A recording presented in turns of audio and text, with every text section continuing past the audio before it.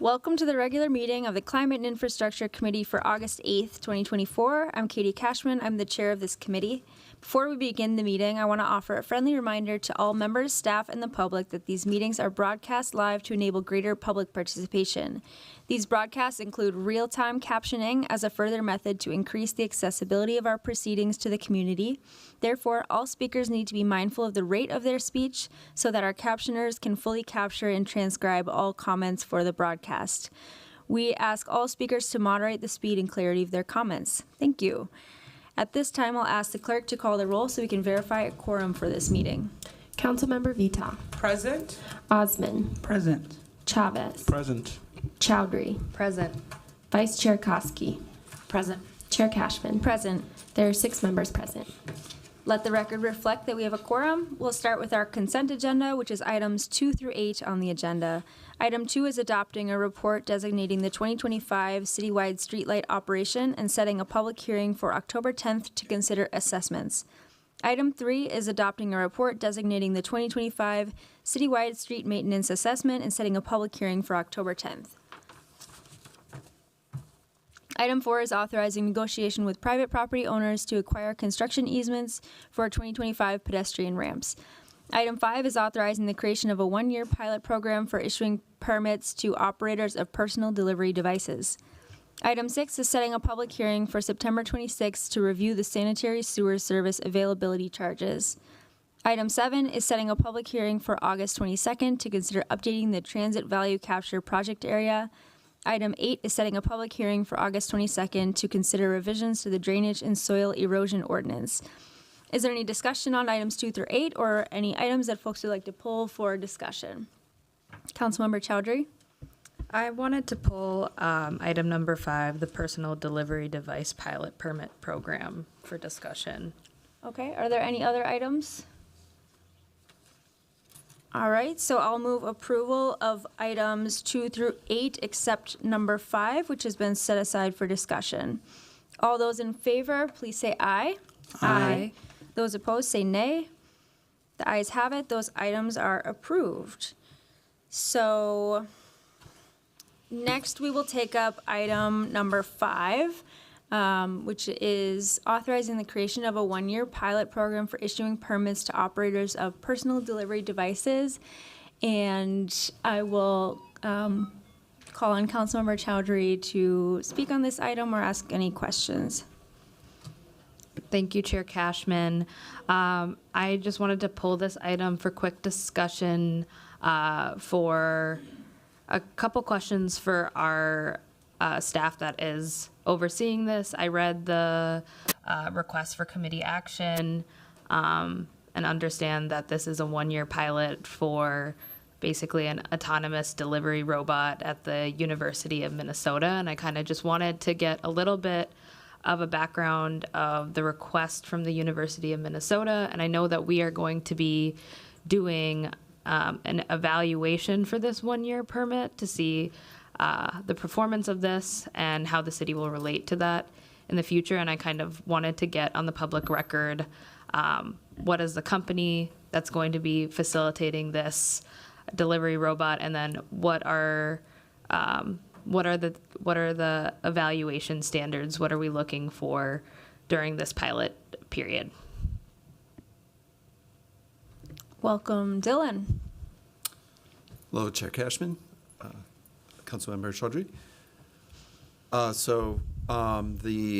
This request came to us a couple of months ago from the University of Minnesota. They are planning to run a pilot on their campus this year for delivery services from Kauffman Memorial Union to other buildings on the East Bank campus.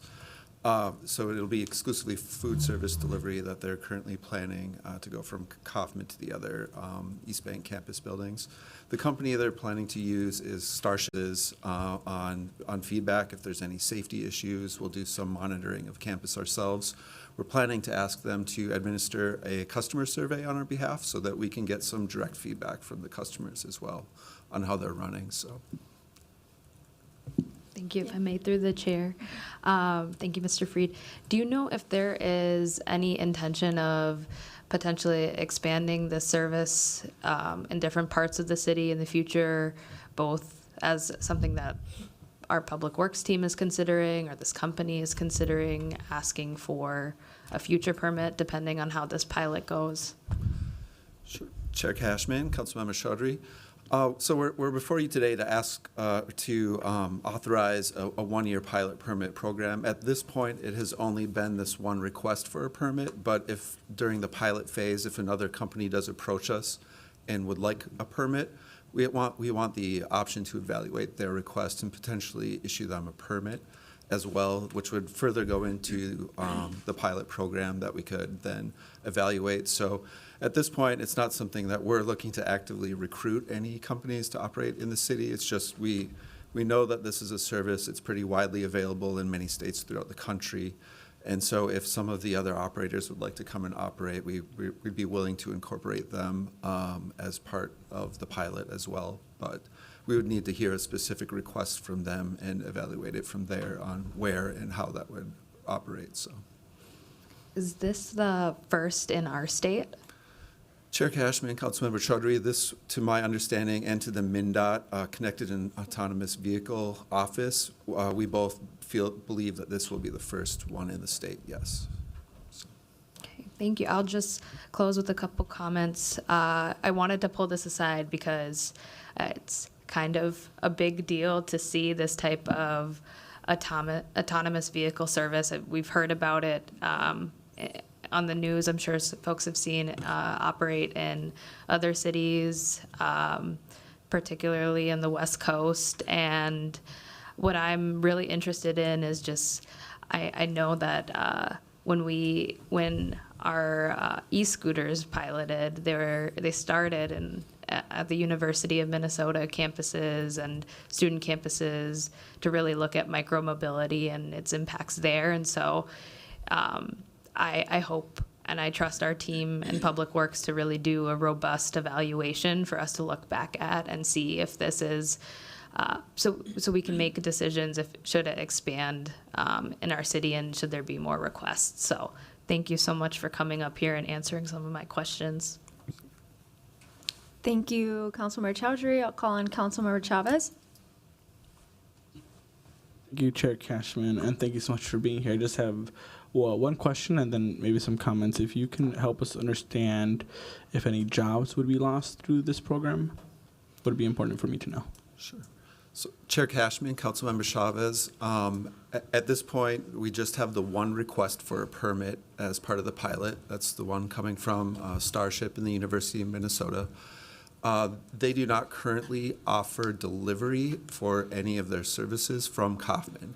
And so it's adding a new service. It's not replacing any current delivery service. So at this point, my understanding is there would be no labor impacts to current delivery service drivers. However, it may, of course, increase the demand for some of their retail services and goods. So there's potential to add jobs or increase hours for the increased sales that they may have.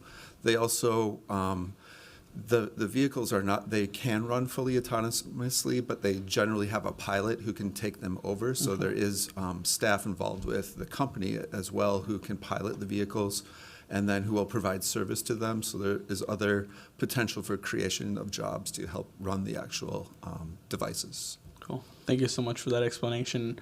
The only comment I have regarding this is that I'm glad that it's a one-year pilot, making sure that we can see how this program works, see if it has any impact. I am glad to hear that it's not going to have any impacts regarding labor and job opportunities necessarily, at least losing jobs. Maybe there is a creation of jobs through this, but I think that's why I'm glad it's just a year to make sure that that is actually happening. And I'm not saying this isn't cool. This is, I think, is a cool thing, but I just want to make sure that if this is going to be all over the city, this isn't like a service that's going to take away the robots taking people's jobs. So that's one concern I do have, to be honest. But yeah, thank you. Very real.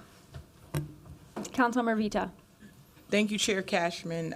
I think this is super cool. When so does Councilmember Osman. When the university staff met with me about this, I was like, when, how, where do I see them? Like, am I going to move over there to, like watch these robots delivering food and goods? I mean, like, this is so cool for students who sometimes, I mean, a lot of us have been students, are bogged down with homework and forget that you even need to eat. And now you have a service where, you know, you can have food delivered to you, and, you know, you don't have to leave. We live in a cold state, in a cold city.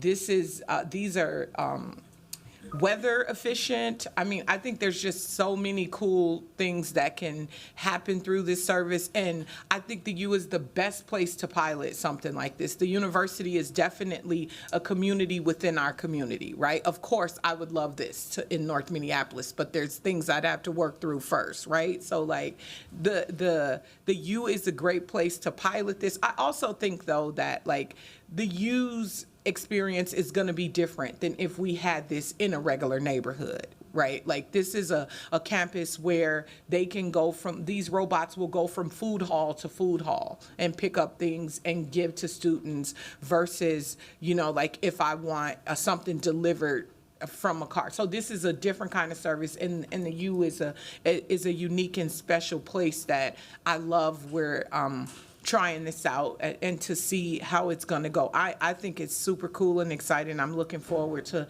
not only looking at the devices themselves, but hearing in the year how successful it is. It feels like this is going to be a huge success story for university students. And then lastly, you know, some of the questions I had were around public safety with the U staff, and that stuff seems to be ironed out. Like, how are these robots safe to travel in the streets and, you know, down roadways and across the campus, and they have that all figured out. This service seems to be well thought out and been used in other places. I can't remember what cities, but they definitely shared information about the success of other cities using this service. So I'm looking forward to it and happy to see that it's on the agenda. Thank you.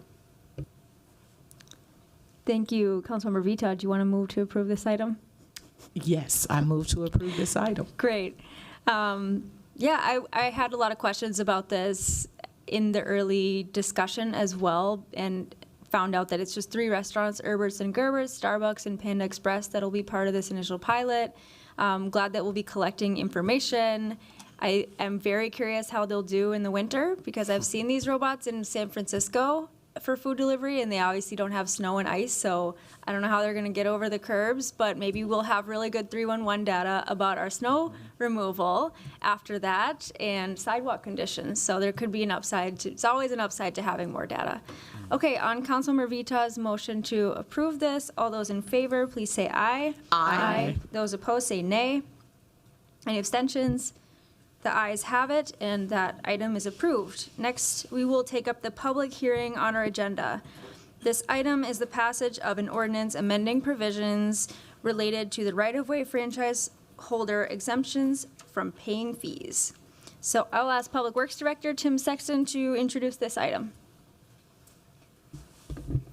Thank you, Chair Cashman. This will be presented by Aaron Johnson, Project Manager with the Transportation Engineering and Design Division. Welcome, Mr. Johnson. Thank you.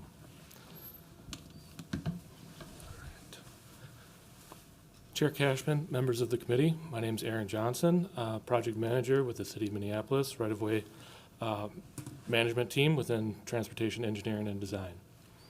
The action before you today is a modification to the city ordinance language in Title 17, Streets and Sidewalks, Chapter 429, Right-of-Way Administration, 429.200, franchise holder exemption. This amendment will eliminate ordinance language that conflicts with state law and ensures compliance with Minnesota statutes, Chapter 237.163, subsection 6. This amendment is in alignment with This amendment is in alignment with the City of Minneapolis climate goals and will allow the city to treat all users of the city public rights of way in a fair and equitable process with regards to permitting and fees. I'll stand for any questions. Are there any questions from council members? Councilmember Osman? Thank you so much. I want to understand the former director of Public Works. I brought this issue. I have an issue with really permitting and fees of right-of-way. especially when it comes to affordable housing. City of Minneapolis, we support affordable housing, organizations that are building units, and we give them money.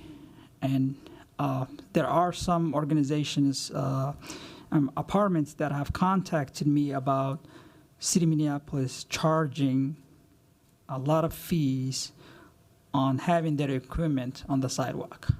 And one of the issues is that we're giving away, let's say, $1 million to build housing, but we send, $400,000 for them taking their work 4 months to build that. I feel like that is not a good way of supporting, that's not a good way of really giving the money and taking the money back. So I don't know if this is the right way to discuss that or do something about it, but I would love the opportunity to really figure it out and see if there is exemption for affordable housing organizations that are doing the best they can to put all these fees together to build units for our residents and trying to take these fees away from them. I have seen it. And I think the former director agreed with me that we should look into this. And I don't know how much you can say about that, but that is something that I brought it up a year ago. Do you want to respond to that at all? It's my understanding that it doesn't really fall under the scope of this ordinance change because this is removing an exemption specifically for utilities, so CenterPoint and Excel. But the question, I think, is, can we look at permitting structures and exemptions for other industries like affordable housing? And to that, I would just, invite a follow-up conversation. Yeah, thank you, Chair Cashman and Councilmember Brosman. That's just to reiterate what the chair said. This is really focused on private utilities. I think the broader structure of fees is something we can definitely follow up with you on.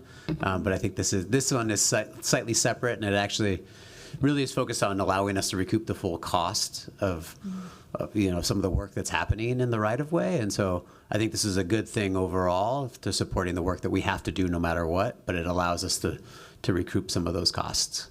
Okay, thank you. Thanks.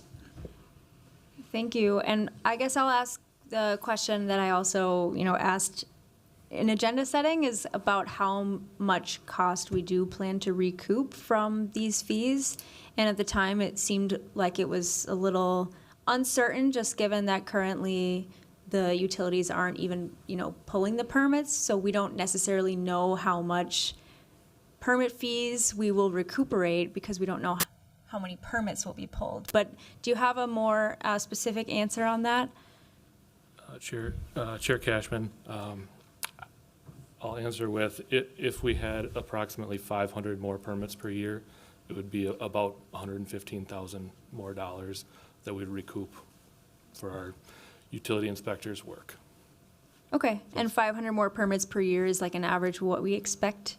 It's really, Chair Cashman, it's really hard to determine that based on them not pulling permits in the past. I'm not sure how to answer that question exactly. That's a really helpful estimation, though. Thanks. Any other questions from colleagues? Councilmember Chowdhury? Thank you, Councilmember Cashman. So materially, this would basically trigger a process in which they would have to pull permits in order to do this work. Is my understanding correct? So currently, I'll have you answer this one. Chair Cashman, Councilmember Chowdhury, everyone else that does utility work in Minneapolis has to pull a permit for all the work that they do. And historically, a couple of these franchises have not been pulling those permits, and we haven't known where they were doing the work. So this will correct that and have them pull those permits, and we'll know where people are doing work in Minneapolis. Thank you. Yeah, my follow-up to that was going to be, is this going to mitigate some of the issues that we've heard from constituents where they're like, my sidewalk just got torn apart by CenterPoint, and now it's getting torn apart by the city of Minneapolis. It would kind of help line things up better for us in addition to recouping cost. Great. I'm happy to support this. Yeah, we want to get to the dig once philosophy so that we don't have to dig up a street a second time after it's already been dug up and do work that could have happened at the same time or at least been coordinated. Councilmember Osman? Yeah, just a follow-up question. Is there a process of emergency situations that utility have to kind of step in to take care of some stuff and waiting the permit? I'm sure it's a long city process. Is there something that is included in this language, or you want to state? Chair Cashman, Councilmember Osman, we have a process for emergencies. They can get in there and do the work right away, and the permit needs to be pulled within 2 days after the fact. Okay, thank you. Any other questions before we move into the public hearing?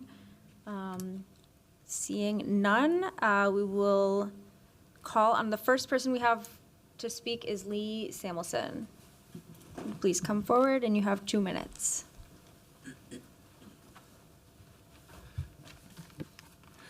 Members of the committee, Chair Cashman, I'd like to thank you for inserting yourself into the larger conversation by bringing forth this ordinance.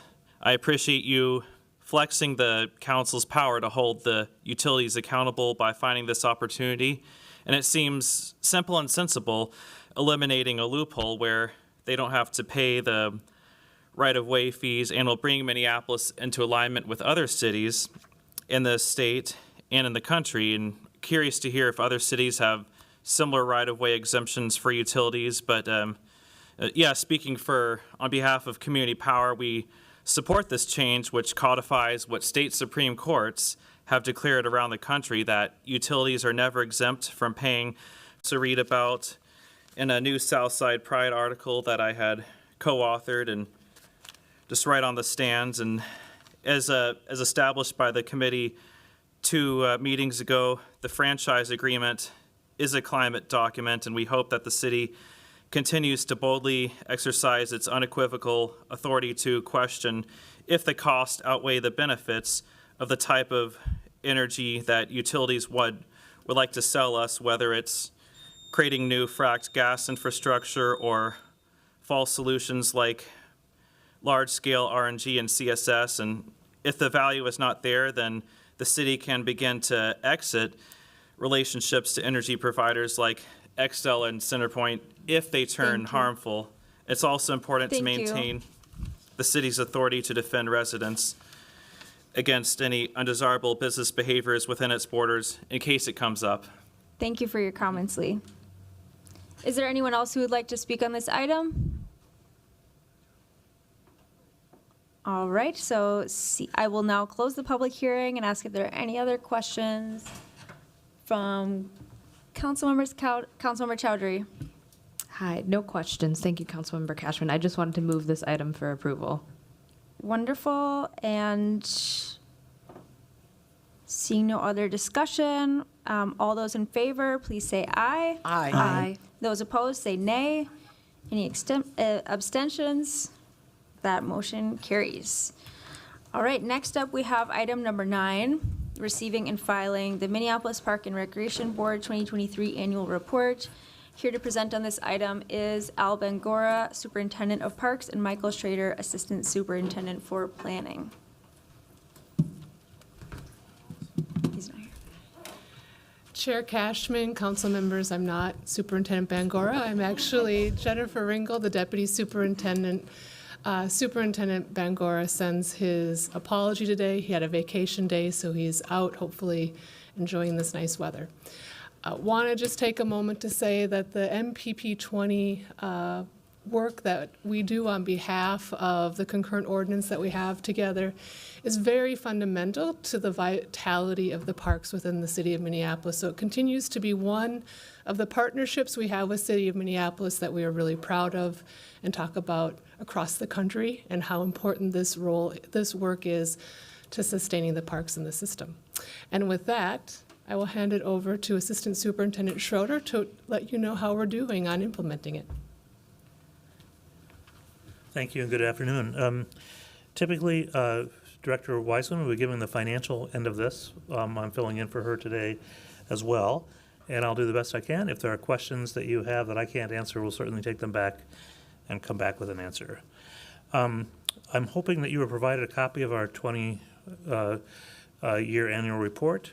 It's reduced in size this year because we've taken and made references instead of having included all the equity metrics and ordinances. It's a reference on the last several pages, but it's a compendium of the program in kind of an abbreviated portion for what we've provided to you over the last several years. So it provides a short executive summary, the background of the program, which some of you may be familiar with, and then we get into the capital and rehabilitation projects that we're engaged in.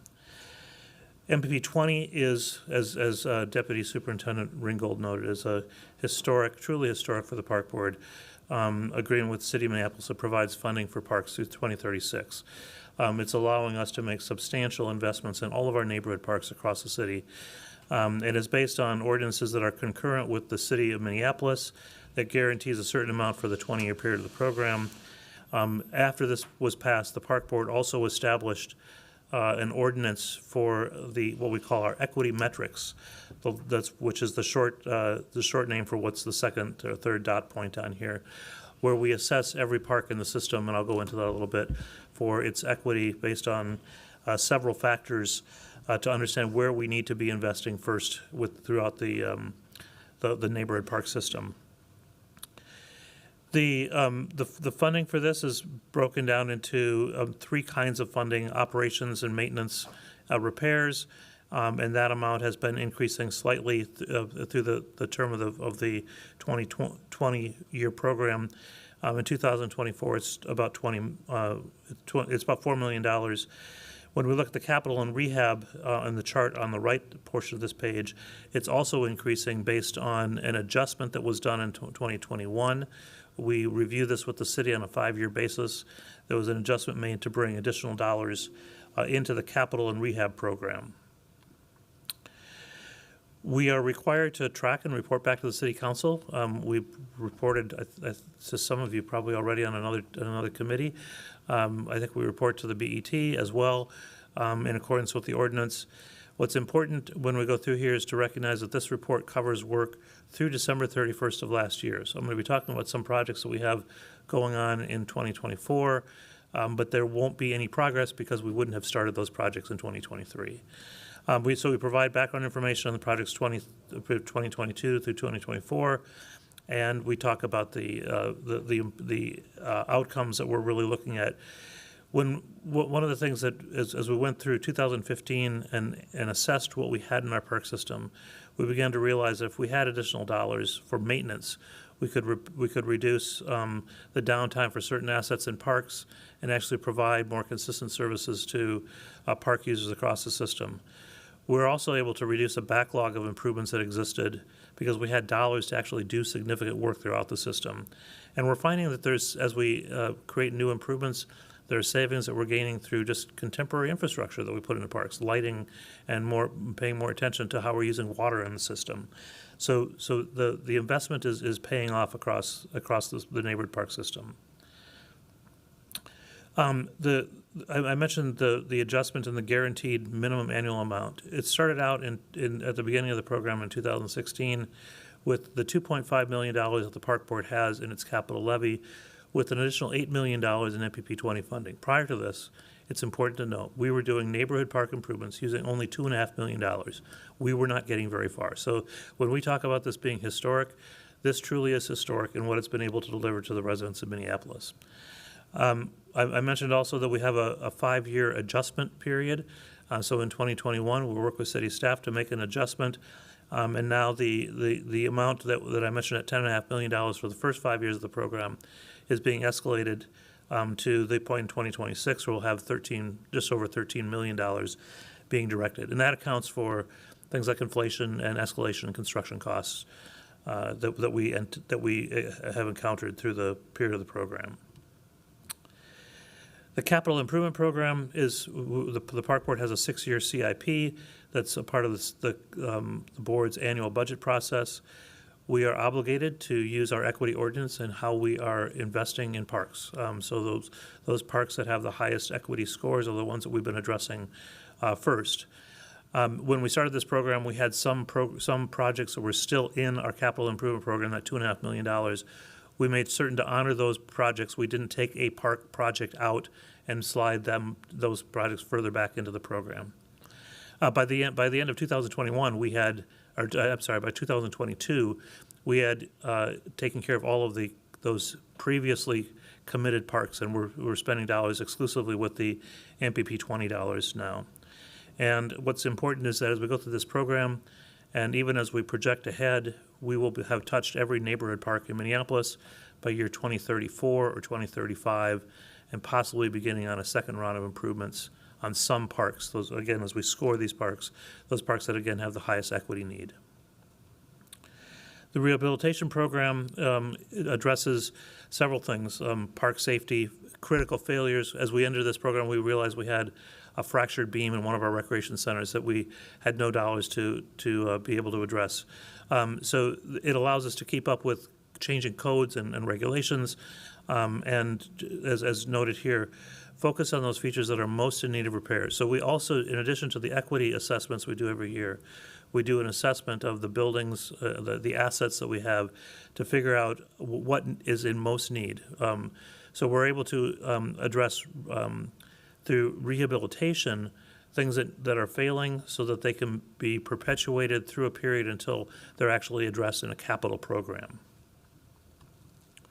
So I'm going to go through a series of charts. They're all quite similar. The first several are for the rehabilitation categories. There are 9 rehabilitation categories, as we have listed on the left portion of this chart, and I'll show you 2022, 23, and 24. And when we started this program, for instance, we look at accessibility improvements. This was our first major need. This is trying to address needs according to the Americans with Disabilities Act. This has consistently been the category that's received the most funding in our program, to make certain that we're fairly addressing all of our users.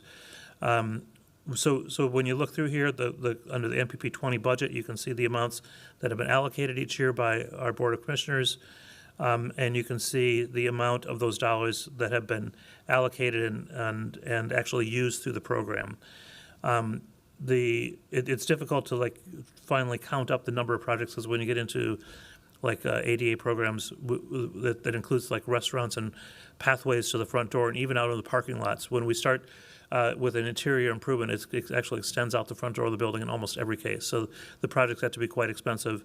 But you can see that with those dollars that were allocated, we've spent 96% of that budget that was allocated in 2022. By 2023, all of the dollars were allocated.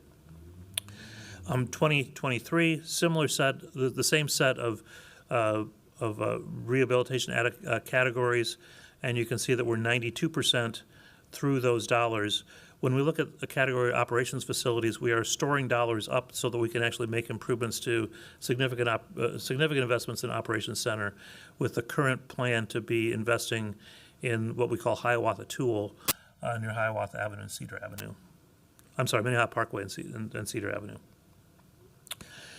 This is 2024, and as I noted, this report was created through the end of December. So the numbers, when you get down to the bottom line, of the $3.5 million spent, we haven't actually spent any because we are only spending those dollars now. But we'll be on track to spend more than 90% of these dollars as well by the end of this year.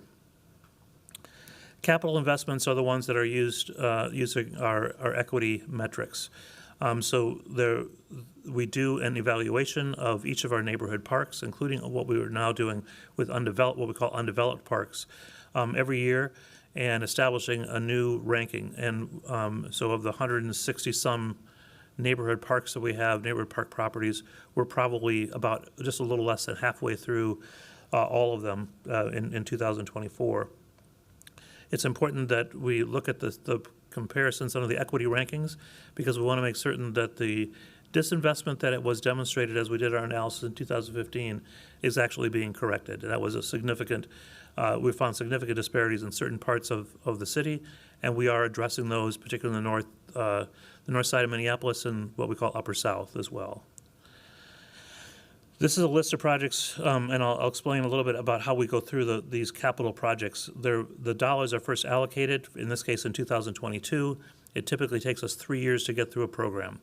The first year, we do significant engagement. We have a long-range plan for each of our parks, but we actually go back and re-engage the community to help us understand what kind of improvements are really necessary and desired in that park.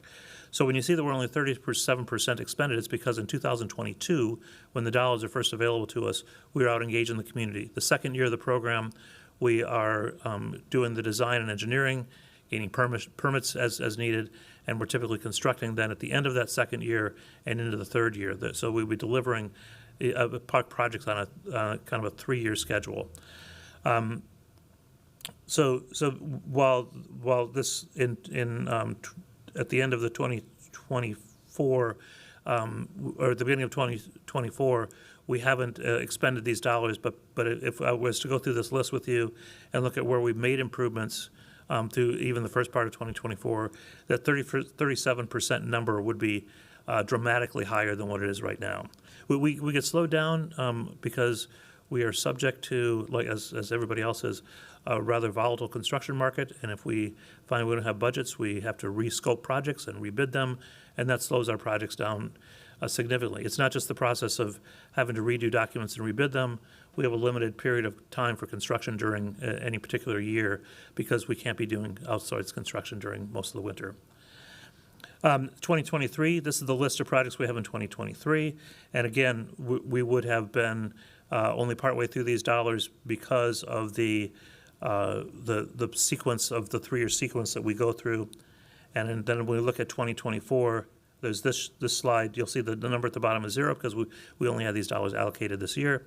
There's in total, there's about 30 parks that have been identified. But what becomes important overall when we look at the dollars that we have, when we look at the chart that's on the right, when we look at the dollars that have been allocated, both in rehabilitation and capital investment, we are well over spending 75% of the dollars through the end of 2021, and we'll be working to catch up with those dollars as we move forward through the rest of this program. And I will stand for questions and possibly invite Deputy Superintendent Ringgold to help me with questions if I can't handle them. So thank you. Okay, thank you, Mr. Schroeder, for the presentation. I'll welcome questions from council members. Councilmember Vita. Thank you, Chair Cashman, and thank you, Assistant Superintendent Schroeder. Just a couple questions. The first one is, did you say that we're already through half the parks that were on the metrics for, I guess that's the rehab piece, right? Like the upkeep of the buildings and the amenities in the parks? Chair Cashman and Councilmember Vita, we are approaching the halfway mark in the capital side of things. So by probably 2025 or maybe 2026, we would be about halfway through.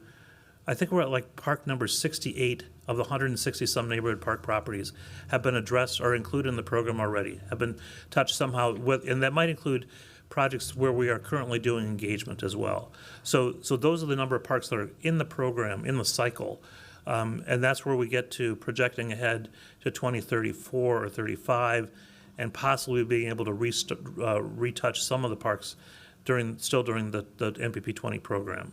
Okay, got it. So half the parks have been touched in some way by approaching.